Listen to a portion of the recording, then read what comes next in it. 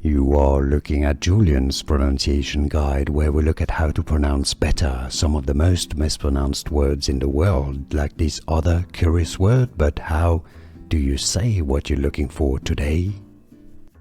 Let's learn how to pronounce the name of this French physician who originally discovered or described what is known now as the TS, this famous syndrome. Gilles de la Tourette is how you say his full name in French. Gilles de la Tourette. So Tourette is how you say Tourette.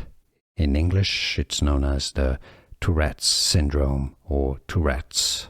Tourette's. Gilles de la Tourette, you could say in English from French. Gilles de la Tourette.